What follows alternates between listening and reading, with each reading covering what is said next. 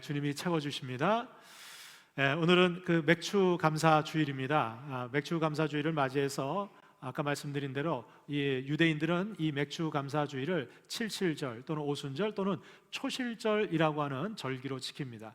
이 초실절이라고 하는 절기는 첫 열매를 수확하고 하나님 앞에 감사하는 추수 절기입니다. 그래서 이제 우리 번역하면서 우리 한국 교회에서는 맥추 감사절, 보리를 추수하는, 그래서 첫 곡식으로 추수하는 이 절기를 맥추 감사 주일로 지키고 있고요. 원래는 양력으로 따지면 한 5월달, 6월달이 이제 이 맥추 절기가 되는데, 우리 한국 교회에서는 매년 7월 첫째 주일을 맥주 감사 주일로 지키고 있습니다. 그 이유는 이 7월 첫째 주일이 후반기를 시작하는 첫 주일이기 때문에 이 맥주 감사 주일을 통해서 전반기, 연초부터 전반기 동안 하나님이 우리에게 베풀어 주신 은혜와 축복들을 돌이켜보고 거기에 감사하고, 그리고 이제 후반기, 남은 이 7월부터 후반기 하나님께서 우리의 삶을 정말 복된 인생으로 인도해 달라고 하는 그런 간절한 소원을 담아서 하나님 앞에 감사의 절기로 지키는 날이 맥주 감사 주일입니다. 그래서 저도 지난 한 주 동안 이 맥주 감사 주일을 준비하면서 지난 전반기를 이렇게 돌이켜 봤어요. 그런데 지난 전반기를 돌이켜 보니까 예년에 비해서 그 어느 때보다도 올 2020년도 전반기는 저에게 있어서는 참 힘들고 어려운 시기였다, 그런 생각이 들었고, 이것은 비단 저뿐만 아니라 우리 모든 성도님들도 이 코로나19로 인해서 정말 우리가 생각지도 못했던 그러한 어려움과 고통 가운데 지내고 있습니다. 그리고 이것은 끝나지도 않고 후반기에도 계속될 것이고, 또 많은 전문가들이 얘기하는 것처럼 후반기에는 전반기보다 더 어려워질 거라는 거예요. 이 코로나19로 인해서 피해가 점점 더 확산되고 가속화되고 있습니다. 우리나라뿐만 아니라 전 세계적으로 이 코로나19로 인해서 경제적인 그런 피해, 그리고 사회적인 피해, 그래서 여러분들 요즘은 이제 사회적인 분위기가 다 절망하고, 그리고 이제 사람 만나는 것도 불편하고 두려워지는 그런 시대가 되어져 버렸어요. 많은 분들이 이게 올 그 전반기를 이렇게 돌이켜 보면 뭐 얻거나 성취하거나 이룬 것보다는 그동안 가지고 있었던 것도 빼앗겨 버리고 잃어버린 분들이 참 많은 것 같아요. 우리 주변에도 보니까 많은 분들이 직장을 빼앗겨 버리고 잃어버리신 분들도 있고, 또 그동안 열심히 노력해서 준비하고 취업을 위해서 준비했던 많은 취업 준비생들이 취업할 수 있는 기회조차도 빼앗겨 버렸어요. 우리 학생들, 우리 자녀들도 보면 개학은 했는데 학교를 가지 못하는 학습권을 빼앗겨 버리고, 선생님과 친구들을 만날 수 있는 그 기회들도 잃어버리고, 아주 비정상적인, 아주 극단적인 그런 삶이 지금 우리 가운데 펼쳐지고 있습니다. 우리 신앙생활도 마찬가지인 것 같아요. 여러분들, 교회에서 예배 드릴 수 있는 그런 권리와 그런 기회들도 빼앗겨 버렸어요. 교회 나갈 수 있는 기회도 다 빼앗겨 버렸어요. 여러분, 우리 가정에서도 마찬가지고 사회에서도 우리가 마음껏 사람들을 만나는 그런 것들도 지금 다 빼앗겨 버리고 잃어버렸어요. 어쩌면 우리가 그동안 열심히 노력하고 수고하고 그래서 성취하고 그동안 누려왔던 것들 중에서 오히려 더 많이 빼앗겨 버리고 잃어버려서 마치 우리의 삶은 아무것도 남아있지 않은 빈 그물과 같지 않을까, 그런 생각이 들었어요. 오늘 우리가 함께 읽은 이 요한복음 21장에 보면 제자들이 이제 갈릴리 호수로, 여기 오늘 본문엔 디베레아 호수라고 소개되고 있는데, 이 디베레아 호수는 갈릴리 호수의 또 다른 별칭입니다. 그 갈릴리 호수 주변에 이 디베레라고 하는 지역이 있고 또 긴네셋이라고 하는 지역이 있기 때문에 성경에서는 이 다양한 표현으로 소개되고 있는데, 이 갈릴리 호수로 이 베드로를 비롯해서 7명의 제자들이 고기를 잡으러 가요. 그리고 그들은 과거에 자신들이 대부분 어부 출신이었기 때문에 그동안 자신들이 활동했던 이 갈릴리 호수에 가서 너끈히 우리가 힘을 합치면 고기를 많이 잡을 것이다 라고 하는 기대를 갖고 갔지만, 밤이 새도록, 오늘 본문에 보면 날이 밝을 때까지 이들은 한 마리도 잡지 못하고 그들에겐 빈 그물밖에 없었다는 거예요. 그런데 오늘 이 빈 그물을 갖고 있었던 이 제자들을 예수님이 찾아오셔서 오늘 본문에 보니까 그 그물을 가득 채워주시는 놀라운 이적이 오늘 이루어지고 있어요. 저는 오늘 이 본문을 묵상하면서 그런 생각이 들었어요. 우리가 오늘 맥주감사주의를 맞이하면서 어쩌면 우리의 삶의 전반기에 많은 것들을 잃어버리고 빼앗겨버리고 그리고 손실봐서 정말 빈 그물과 같은 우리의 삶일지라도 우리가 그럼에도 불구하고 하나님 앞에 감사할 수 있는 조건과 이유는 무엇인가?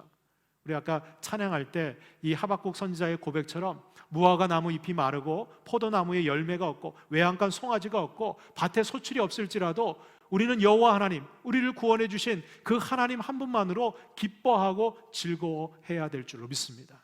그럼에도 불구하고 저는 그 하나님께서 빈 그물과 같은 우리의 인생 가운데 반드시 이 후반기에는 계속되는 이 코로나19의 어려운 상황 속이시지만 하나님께서 기적과 같은 역사하심으로 우리의 빈 그물을 가득 채워주실 줄로 믿습니다.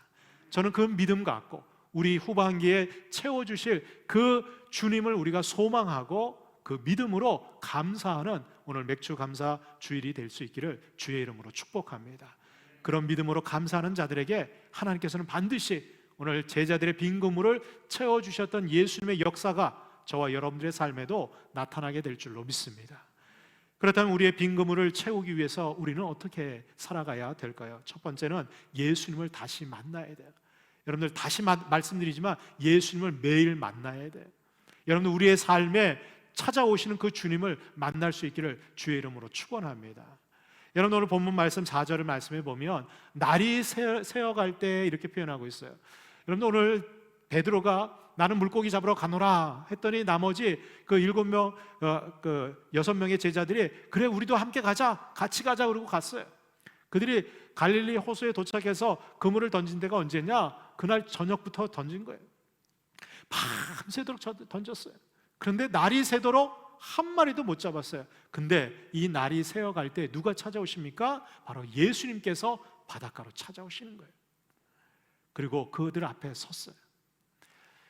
여러분 어쩌면 우리가 이렇게 고난 가운데 우리의 인생 가운데 다 빼앗겨버리고 다 잃어버리고 빈 그물로 헛수고하고 낙심하고 절망하고 있을 때 그리고 우리가 주님을 바라보지 못하고 주님 앞에 나가지 못할 때 여러분 우리 주님은 오늘도 우리를 찾아오시는 줄로 믿습니다. 여러분 이게 은혜예요. 오늘도 힘들고 어렵고 정말 감사의 조건이 없음에도 불구하고 오늘 맥주감사주일 이 절기를 지키기 위해서 오늘 예배의 자리에 또 온라인으로 주님 앞에 감사를 고백하는 그 10년 가운데 그 가정 가운데 우리 교회 가운데 우리 주님은 찾아오시는 줄로 믿습니다. 그 주님을 우리가 만나야지만 우리의 빈 그물이 채워질 수 있는 거예요. 근데 문제는 뭐냐? 여러분들 바닷가에 예수님이 이 날이 새어갈 때 딱 찾아오셨는데 문제는 제자들이 예수님을 알아보지 못했다는 거예요. 여기에 여러분들 우리의 문제가 있어요. 예수님께서 이 제자들을 찾아오셔서 그 갈릴리 바닷가에 딱 서 계시는데 제자들은 정작 예수님을 바라보면서도 예수님 이제 알아보지 못하는 거예요. 그러니까 선뜻 배에서 뛰어내려서 예수님 만나지 못하는 거예요. 그냥 보고만 있고 저분이 누군가, 사람이 왜 이 새벽녘에 바닷가에 서 있지? 그냥 이렇게 보고 있는 거예요. 근데 여러분들 이거는 우리가 볼 때 좀 이상한 장면이에요. 왜냐하면 부활하신 예수님이 지금 이 갈릴리 이 디베랴 호숫가에서 이 제자들을 찾아온 지가 세 번째. 여러분 오늘 본문을 쭉 읽어보면 이 예수님께서 이 제자들을 몇 번째 찾아왔냐? 세 번째 찾아온 거예요. 첫 번째 언제 찾아왔느냐? 여러분 그 예수님이 십자가에 달려 죽으시고 3일 만에 주일 새벽에 부활을 하셨어요. 제자들은 마가의 다락방에 두려움 가운데 문을 꼭꼭 잠그고 거기서 두려움 가운데 모여 있었어요. 그 예수님의 무덤에 이 마리아와 여인들이 향품을 바르려고 찾아갔어요. 근데 이게 웬일입니까? 돌문은 치워져 있고 그 안에 들어가 보니까 무덤은 비어 있는 거예요. 그리고 천사가 나타나서 이 예수님께서 살아나셨다 이 소식을 제자들에게 전하라는 거예요. 그러니까 이 여자들이 마리아가 달려가 가지고 이 제자들에게 그 소식을 전했어요. 그런데 이 제자들은 그 소식 듣고도 믿지를 않는 거예요. 그나마 이 베드로하고 요한은 어떻게 해요? 예수님이 살아났다고 하니까 그 무덤을 향해서 달려갔어요. 제일 먼저 제자들 가운데 그 무덤 안에 들어간 사람이 누구냐? 베드로였어요. 베드로 들어가 보니까 예수님의 시신은 보이지도 않고 세마포가 가지런히 정리되어 있고 이 베드로는 깜짝 놀란 거예요. 야, 이런 기이한 일이 있나? 그리고 집에 돌아가 버렸어요. 그리고 나서 이 부활하신 주님께서 이 마가의 다락방에 두려움 가운데 떨고 있는 제자들 가운데 주님이 나타났어요. 근데 여러분들, 이 부활하신 주님이 나타났을 때, 첫 번째로 나타났을 때 이 제자들도 주님을 알아보지 못했어. 그들은 귀신인 줄 알고 놀래가지고 말이죠, 겁을 집어먹었어요. 그래서 예수님께서 내니 안심하라, 그리고 평강이 너에게 있을지어다, 그렇게 해서 이 제자들을 만났어요. 근데 그때 그 자리에 누구는 없었어요? 도마가 없었어요. 그러니까 예수님이 또다시 8일 만에 다시 도마가 제자들과 함께 있을 때 또 찾아와요. 그때가 두 번째 찾아오신 거예요. 근데 두 번째 찾아와서 이 도마가 의심하는 거예요. 그러니까 예수님이 어떻게 해요? 손과 발을 다 보여주면서 옆구리 보면서, 야, 손자국, 이 창자국 봐라. 여러분, 우리가 볼 때는 야, 손에 못 박힌 자국과 창자국이 있으면 예수님인지 금방 알아봐야 될 텐데 왜 제자들은 알아보지 못했을까? 더군다나 오늘 이 요한복음 21장에서는 세 번째 예수님이 또 나타나셨는데 여전히 제자들은 예수님을 알아보지 못하고 있어요. 그런데 그 이유를 마가복음 16장에서 이렇게 소개하고 있습니다. 마가복음 16장 12절 13절에 보면, 그 후에 그들 중 두 사람이 걸어서 시골로 갈 때 예수께서 다른 모양으로 그들에게 나타나시니 두 사람이 가서 남은 제자들에게 알렸으되 역시 믿지 아니하니라 그랬어요. 이거 누구 얘기입니까? 엠마오로 내려가던 두 제자에게 예수님이 나타나세요. 근데 그 둘이 예루살렘에서 일어났던 얘기들을 서로 나누고 있는 거예요. 근데 예수님이 등장하셔서, 부활하신 예수님이 옆에 같이 동행하면서 얘기를 나누는데도 이 제자들은 예수님이지 알아보지 못하는 거예요. 왜 알아보지 못했느냐? 다른 모양으로 나타나셨다. 여러분, 예수님께서는 인간의 형체를 갖고 나타나셨는데, 여러분, 부활하신 예수님은 신령한 몸으로 변화되어지셔서 다른 모양으로 제자들에게 나타난 거예요. 정확하게 이 모양이 어떤 모양인지 우리는 알 수 없어요. 그러나 분명한 것은 주님께서는 이 시리와 절망 가운데 빠져있는 이 제자들에게 어떻게 해요? 계속해서 찾아오신다는 거예요. 그들을 만나기 위해서 찾아오시는 거예요. 근데 처음에는 알아보지 못했던 이 제자들이 예수님이 찾아왔음에도 불구하고 어떻게 해요? 만나지 못하는 거예요. 근데 나중에 어떻게 됩니까? 왜 이 제자들이 예수님이 옆에 있으면서도, 대화를 나누면서도 알아보지 못하고 만나지 못했느냐? 그들의 눈이 두려움과 절망과 공포로 가리워져 있는 거예요. 다른 모양으로 나타나신 예수님을 분별하지 못하는 거예요. 이 엠마오로 내려가던 이 두 제자가 주님이 말씀해 주시고 그 말씀을 들을 때 마음이 뜨거워지고, 그리고 성찬을 같이 애찬을 나눌 때 그들의 눈이 밝아지니까, 그때야 비로소 여러분, 부활하신 예수님인 줄 알고 그들은 예루살렘으로 올라가서 그 제자들에게 증거하는 거예요. 근데 그 제자들은 믿지 않아요. 왜? 여전히 그들은 두려움과 공포 가운데 있는 거예요. 여러분들, 예수 그리스도, 부활하신 예수님은 믿음의 눈으로만 볼 수 있어요. 여러분들, 그 믿음의 눈으로 주님을 바라볼 때 우리가 그 주님을 만날 수 있는 거예요. 여러분들, 이렇게 코로나19 때문에 두렵고 어렵고 힘들 때 여러분, 우리 주님 우리를 찾아오시지만, 여러분, 우리가 그런 두려움과 환경과 여건만 바라보면 나와 함께 계시고 나를 찾아오시는 주님 만날 수 없는 거예요. 여러분, 그 주님 만나지 못하면 우리 빈 그물은 채워지지 않는 거예요. 제가 수년 전에 제가 전도사 때 저희 담임 목사님이셨고, 또 제가 결혼할 때 주례를 서 주셨던 분이 용두동 교회 김한옥 목사님이에요. 근데 이분이 이제 은퇴를 하시고 따로 이렇게 지내신다는 이제 소식을 듣고, 제가 그때 같이 사역했던 동기들하고 4명이 그 목사님을 한번 방문해서 인사를 드리러 간 적이 있어요. 그래서 미리 연락을 드리고 저희가 언제 찾아뵙겠습니다. 그리고 이제 4명이 이제 주소를 보고 이제 새로 은퇴하신 그 자택을 찾아서 갔어요. 가서 이제 초인종을 눌렀는데 집에 아무도 안 계시는 거예요. 핸드폰을 연락을 해도 전화도 안 받으시고, 그래서 목사님이 어디 뭐 잠깐 깜빡하셨나? 그리고 뭐 곧 오시겠지 하고 저희들이 기다렸어요. 1시간을 넘게 기다렸어요. 그 더운 여름에 때 앞에서 문 앞에서 계속 초인종 눌러보고 1시간을 기다려도 안 오시는 거예요.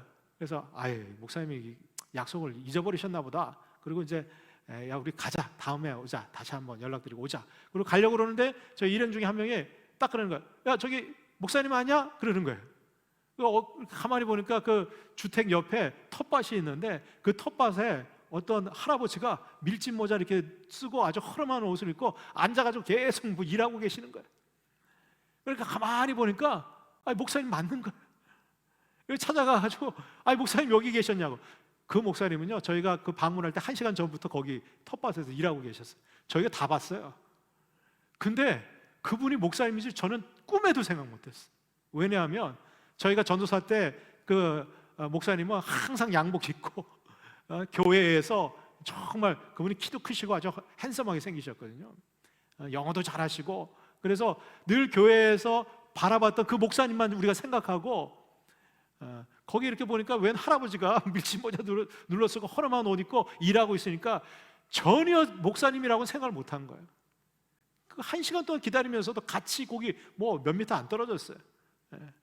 근데 이 목사님은 이제 일하시냐고 핸드폰도 집에다 두시고 거기서 그냥 시간 가는 줄 모르고 그냥 일하고 계셨던 거예요.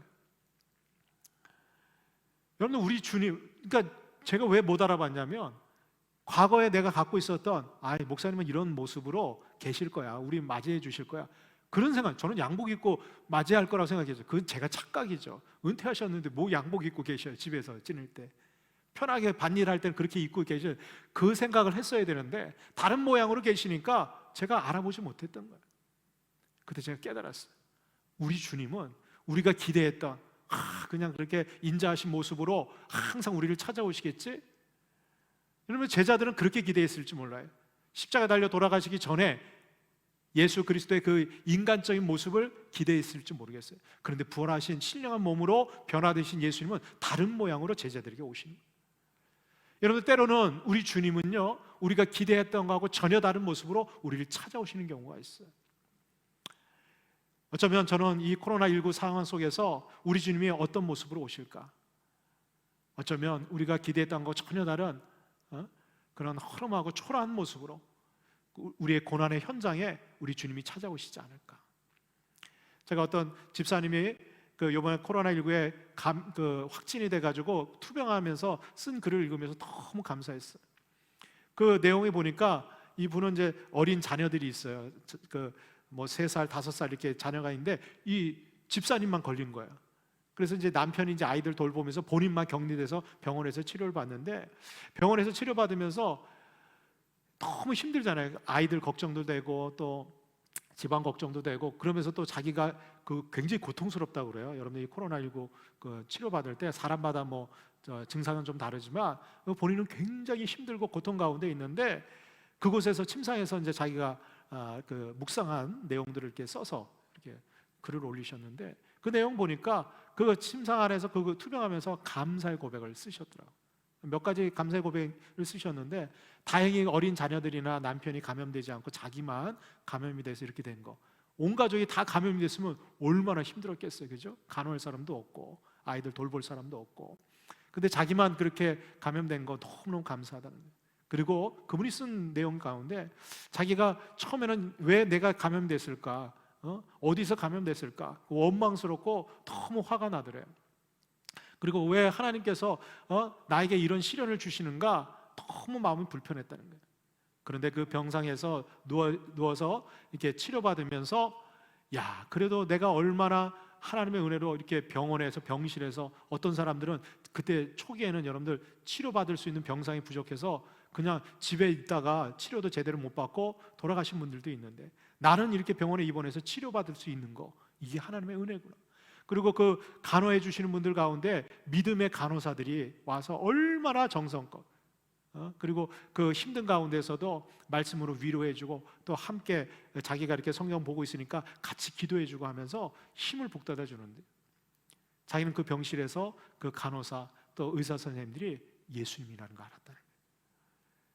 이 병실에서 나만 혼자 투병하는 것이 아니라 우리 주님께서 간호사의 모습으로 또 의사의 모습으로 나에게 찾아오셔서 나를 돌보시고 나를 치료해 주시고, 그래서 내가 낫게 될 거라고 하는 확신을 가졌다는 거예요. 여러분, 우리 주님은요, 우리의 삶의 현장, 내가 정말 절망스럽고 빈 그물로 아무것도 정말 감사할 것이 없는 그 속에 우리 주님은 찾아오신다. 여러분들은 언제 주님을 만나셨어요? 정말 내 삶 속에서 이 코로나19 상황이 계속되는 이 상황 속에서 여러분들 정말 주님이 함께 계시다는 사실을 매일매일 경험하고 예수님 만나고 여러분들 예수님하고 동행하고 계십니까? 아니면 이 어려운 상황 속에 나 혼자 있는 것처럼 느껴지고 빈 그물로 아무것도 없는 것처럼 느껴지는 그런 분들이 계세요. 여러분들 오늘 본문에 보면 예수님은 계속해서 제자들을 찾아오시는데 문제는 뭐냐? 이 제자들이 예수님을 자꾸 떠나가는 거예요. 여러분들 지금 이 베드로하고 이 7명의 제자들이 어디로 가고 있어요? 여러분들 그냥 갈릴리 호숫가에 가서 물고기 잡으러 가는 거예요. 지금 뭐 해야 되는데? 주님께서 부활하시고 너희들 사람 낚는 어부가 돼서 땅끝까지 이르러 내 증인이 되라고 인도해 주시고 그렇게 훈련시키셨으면 사람 낚는 어부가 돼야지, 사도의 삶을 살아야지. 여러분들 물고기 잡으러 옛날로 돌아간 거예요. 과거로. 여러분 과거로 돌아가면 여러분들 제대로 되는 게 아니에요. 우리는 어떻게 해요? 앞으로 나아가야 돼요. 우리가 오늘 맥주 감사주의를 맞으면서 지난 전반기, 물론 우리는 감사하고 하나님의 은혜를 우리가 기억해야 되겠지만 여러분 과거에 머물러 있을 필요 없어요. 빈 그물을 막 바라보고 한탄하고 여러분들 주저앉아 있을 필요가 없어요. 우리의 빈 그물을 채워주실 그 주님을 기대하고 우리 후반기 속에는 날마다 주님을 다시 만날 수 있기를 주의 이름으로 축원합니다. 여러분들 이 제자들 빈 그물 갖고 주님 만나니까 어떻게 해요? 주님께서 해결책을 주시는 거예요. 살 길을 열어주시는 거예요. 여러분 우리의 삶에도 마찬가지예요. 우리가 다 빼앗기고 잃어버려도 주님 다시 만나면, 날마다 주님과 동행하면 주님께서 저와 여러분들의 빈 그물을 채워주시는 놀라운 역사가 있게 될 줄로 믿습니다. 두 번째로 우리는 빈 그물을 채우기 위해서 우리의 빈 그물을 예수님께 내어놓고 보여줄 수 있어야 돼요. 여러분 오늘 5절에 보면 예수님께서 이 제자들에게 이렇게 물으세요. 얘들아 너희에게 고기가 있느냐 물어요. 헬라어 원어에 보면 이 표현은 마치 부모가 자녀에게 얘기하듯이, 친구가 사랑하는 절친에게 얘기하듯이 아주 친근한 언어로 얘기하는 거예요. 얘들아 너희들에게 고기가 있느냐 물어보셔요. 여러분들 왜 예수님이 이 질문을 하셨을까? 예수님이 정말 이 제자들한테 고기를 받기 위해서 이렇게 얘기하셨을까요? 아니에요. 여러분 오늘 본문을 보면 이 제자들이 없나이다 이렇게 얘기하고 나니까 예수님께서 어떻게 해요? 나중에 이 고기 잡고 이 제자들을 초대해요. 그래서 그 바닷가로 딱 나오니까 예수님이 이미 뭐 하고 있어요? 숯불에다가 말이죠, 떡과 고기를 다 굽고 계셔요. 여러분들 떡과 고기는 예수님이 다 준비하고 계시는 거예요. 그러면 왜 예수님은 제자들에게 너희에게 고기가 있느냐, 너희들 잡은 거 있느냐 왜 물어보셨을까? 그거는요, 예수님 없는 우리의 삶이 얼마나 헛되고 공허한가를 우리가 깨닫고 인정하게 하기 위해서예요. 여러분 우리가 우리 빈 그물을 인정하고 주님 앞에 내어놓을 때 주님이 채워주시는 거예요. 아유 그냥 뭐 이거 부끄럽고 창피하고 이거 다 감추고 있으면 여러분 어떻게 주님이 채워주세요? 우리는 우리의 연약함, 우리의 부족함을 솔직하게 주님 앞에 내어놓을 때 주님께서 거기서 채워주시는 거예요. 복음서에 보면 예수님께서 손 마른 자를 치유해 주세요. 손 마른 자는요, 이렇게 손이 이렇게 그 장애가 입어가지고 굳어가지고 붙어져가지고 비틀어지는 사람이에요. 근데 사람들 앞에서 예수님께서 어떻게 내 손을 내 앞에 내밀라고 얘기했어요. 여러분들 이 손 마른 자가 이 손을 내민다는 건 자기 치부를 드러내는 거예요. 수치를 드러내는 거예요. 사람들 앞에서 왜 예수님께서 그렇게 하셨냐 말이죠. 그냥 말씀으로도 그냥 치유해 주시고 따로 데려가서 안 보이게 하시면 되잖아요. 사람들 앞에서 왜 내놓게 하냐 말이에요. 예수님 없이 살아가는 마른 것 같은 내 삶을 어떻게 해요? 주님 앞에만큼은 솔직하게 정직하게 내어놔야지 주님께서 어떻게 해요? 치유해 주시고 낫게 해주시는 거예요. 여러분들 사람들에게 얘기하는 것이 아니라 주님 앞에 보여주고 주님 앞에 고백할 수 있기를 주의 이름으로 축원합니다. 주님 앞에 내어놓아야지만 주님께서 채워주세요. 왜냐하면 여러분 우리의 삶에 진정으로 채워주실 수 있는 분은 예수 그리스도밖에 없어요. 많은 사람들은 내가 내 것 잃어버리고 빼앗기고 나면 야 이거 어떻게 하면 채울 수 있을까? 누구에게 도움받을 수 있는 사람 없을까? 다른 기관 없을까? 세상에 나에게 정말 이 빼앗긴 거 채워줄 수 있는, 그런 도와줄 수 있는 그런 대상들을 찾아다녀요. 어느 정도 도움은 받을 수 있겠죠. 그러나 여러분 우리의 영원한 참된 만족과 안식은 오직 예수 그리스도만이 채워주시는 줄로 믿습니다. 여러분들 빌립보서 4장 19절에 보면 사도 바울이 빌립보 교회 성도들에게 이렇게 고백하고 권면합니다. 나의 하나님이 그리스도 예수 안에서 영광 가운데 그 풍성한 대로 너희 모든 쓸 것을 채우시리라. 할렐루야. 사도 바울은 빌립보 교회 성도들, 여러분들 빌립보 교회는 마게도냐의 첫 성이었고 첫 교회였어요. 그런데 이 빌립보 교회는 아주 가난한 교회였습니다. 그 자주장사 루디아의 가정에서 시작된 이 교회는요, 참 어렵고 힘든 교회였어요. 그 어렵고 힘들게 가난하게 사는 이 성도들을 위해서 사도 바울이 축복하고 그리고 권면하는 것은, 이 하나님이 이 영광 가운데 너희들에게 필요한 모든 것 풍성하게 채워주실 건데 누구를 통해서 채워주시냐? 예수 그리스도 안에서. 여러분들, 하나님은 축복을 주실 때 누구를 통해서 주시냐? 예수님을 통해서 주시는. 그래서 여러분들, 우리는 기도할 때 기도응답 예수 그리스도의 이름으로 기도할 때 우리를 채워주시고 응답해 주시는 거예요. 다른 사람을 통해서 채워주시는 게 아니에요. 그래서 여러분들, 우리의 빈 그물을 주님 앞에 당당하게 내어놓을 수 있어야 돼요. 여러분들, 이번 코로나19가 지속되면서 많은 분들이 직장을 잃고 또 여러 가지 어려움을 당한 분들이 많이 계셔요. 제가 지난번에 기도 제목을 한번 나눴지만, 우리 박정우 성도도 그 회사 직장을 그만두고 하루아침에 그냥 일이 끊어졌어요. 근데 우리 박정우 성도님하고 같이 얘기 나누는 가운데 기도 제목을 이렇게 같이 나누는데 그 직장 얘기를 얘기하더라고요. 그리고 함께 기도했어요.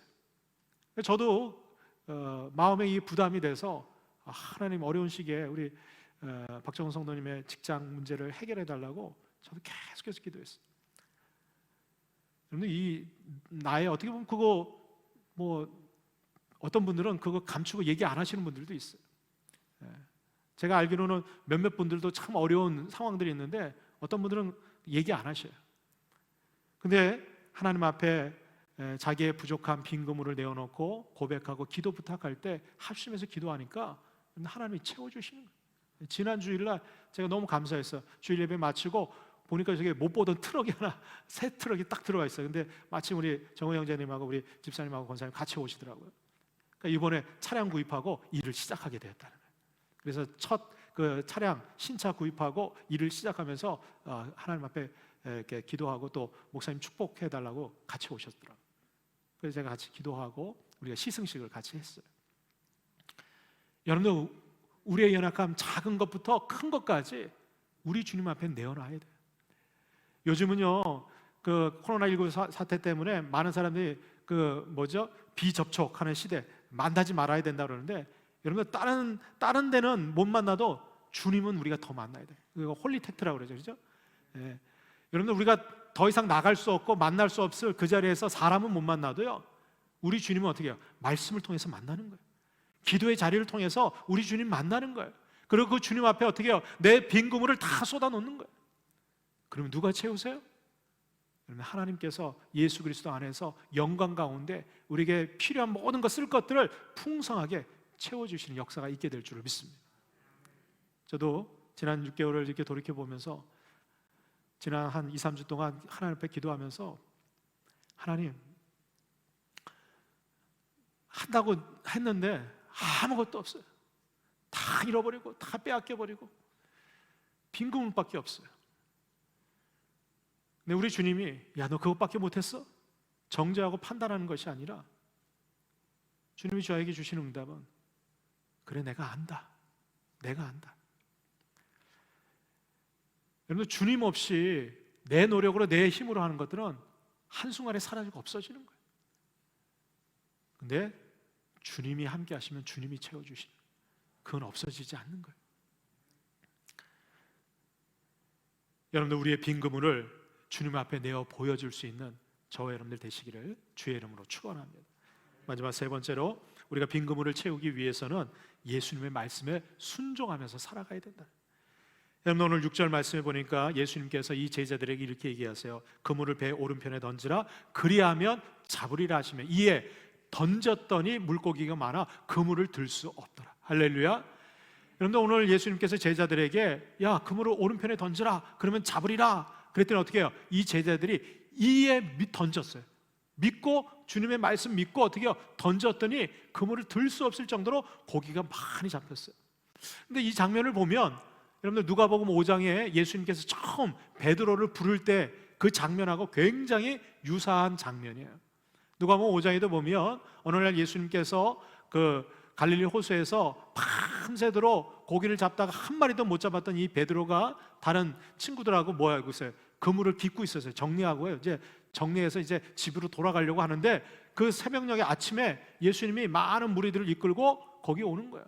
그러더니 그 그물을 손질하고 있는 이 베드로의 배에 타시고 베드로에게 야, 좀 떨어뜨려라. 그래서 배에서 오르시고 그 육지에서 조금 떨어뜨려요. 그러고 나서 사람들에게 예수님이 말씀을 선포하시는 거예요. 그 배에는 베드로가 같이 타고 있었어요. 그리고 예수님이 선포하시는 말씀을 이 베드로가 계속 들어요. 그리고 말씀이 딱 끝나고 나더니 갑자기 이 베드로에게 예수님이 말씀하시는 거야. 베드로야, 너 깊은 곳에 가서 그물을 던지라. 그때 여러분들 이 베드로가 뭐라고 고백합니까? 선생님, 우리가 밤이 새도록 수고했을 때 아무것도 얻은 것이 없지만은 주님의 말씀, 선생님 말씀에 의지해서 내가 깊은 곳에 가서 그물을 던지리다. 그리고 그물을 던졌어요. 그랬더니 어떻게 해요? 고기가 엄청나게 찾은, 이 그물을 건져 올리는데 그물이 찢어지는 거예요. 그래서 급하게 베드로가 다른 동료들을 불러가지고 배 두 배에다가 가득, 그 배가 막 잠기게 됐어요. 그러고 나서 어떻게 해요? 육지에 도착한 거예요.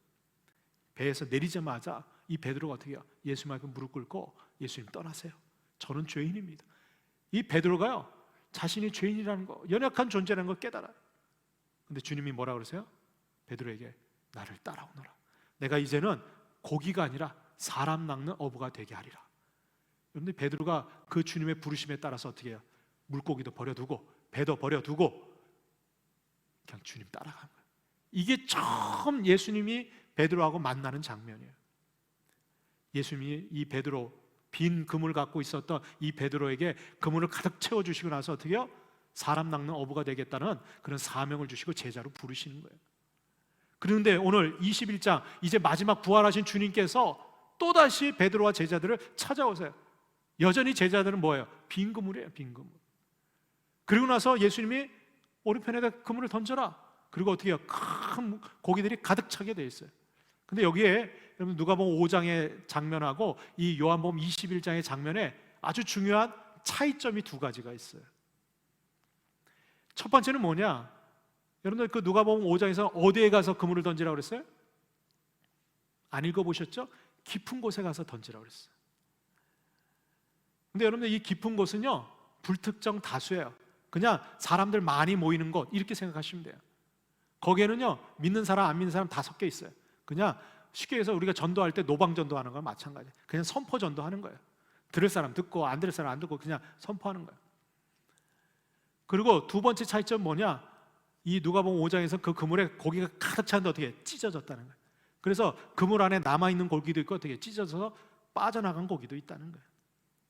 그래서 그 고기를 어떻게 해요? 다 잡아다가 그 두 배에 차서 육지에다 놓은 거예요. 이거는요, 여러분들 이 베드로가 초기 예수님과 함께 공생애를 하면서 따라다니면서 초기 사역의 아주 중요한 그 뭐라 그럴까, 상징적인 표현을 보여주는 거예요. 그러니까 여기에는 이 누가복음 5장의 이후에는요, 이 베드로가 사도가 되어져 가면서 주님의 제자로 훈련 받아가면서 어떻게 해요? 그가 전도도 나가잖아요. 그죠? 70인 전도도 파송됐어요.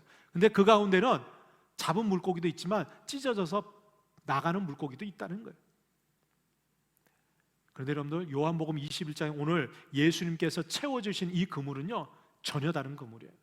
여러분들 요한복음 21장 11절, 오늘 읽지는 않았지만 11절 말씀에 보면 시몬 베드로가 올라가서 그물을 육지에 끌어올리니 가득히 찬 큰 물고기가 몇 마리? 153마리, 153 153마리의 그런 큰 물고기가 가득 차 있었다는. 그리고 그물이 찢어지지 아니하였더라.